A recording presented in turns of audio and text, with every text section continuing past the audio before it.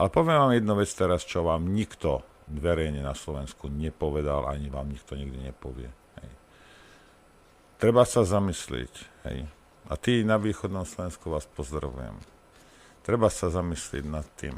Hej. Lebo my sa tu bavíme o Ukrajincoch, hej. Ako keby sme sa bavili o Čechoch.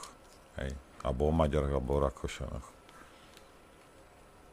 Zamyslite sa nad charakterovými vlastnosťami Ukrajincov. Ako národa. Ako jednotlivých osôb. Prečo sú ochotní tieto veci urobiť? Prečo sú schopní tieto veci urobiť? Bez ohľadu na to, že im to môže uškodiť v budúcnosti. Alebo môže. Jediný na svete, kto chápe a vie, čo zač sú Ukrajinci, sú Rusi. A Rusi sa s nimi bavia presne tou rečou, ktorej Ukrajinci rozumejú. Ukrajinci nerozumejú tomu, že ty si im pomohol, keď boli v prdeli Timošenkovej sa a potom to zastavila a reverzné toky plynu a kdejaké sračky a elektriku a neviem čo a techniku a všetko sme im dali. Ukrajinci sa na to pozerá, že to je iba tvoja slabosť. Že on príde, zakričí a dajte mi a ty mu musíš dať. A keď mu dáš, tak príde zase a zase bude kričať, zase bude chcieť. Vy sa zamyslite nad tým, jediní Rusi chápu, čo zač Ukrajinci sú a rozprávajú sa s nimi presne tou rečou, ktorej Ukrajinci rozumejú. Ničomu inému Ukrajinci nerozumejú. Taká je realita. Ty môžeš byť najlepší partner, môžeš im neviem ako pomôcť, hej, furt sa na teba bude pozerať ako na slabocha. Jediný, kto má rešpekt na Ukrajine sú Rusi. Lebo rozprávajú rečou, ktorej Ukrajinci rozumejú. Hej.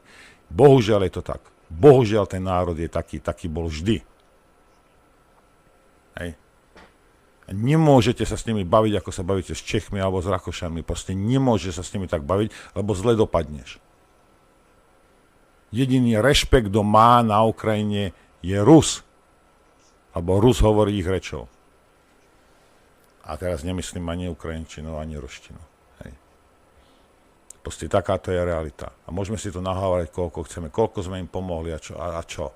On v tejto chvíli, hej, tento predstaviteľ menšinového etnika, rozumieš, si povie, však Európska únia za mnou stojí, hej, a to je jedno, a mne je to jedno, ja si fetnem jednu, fetnem si dve, hej, žena si pôjde kúpiť zase za ďalšie auto a všetci budeme happy.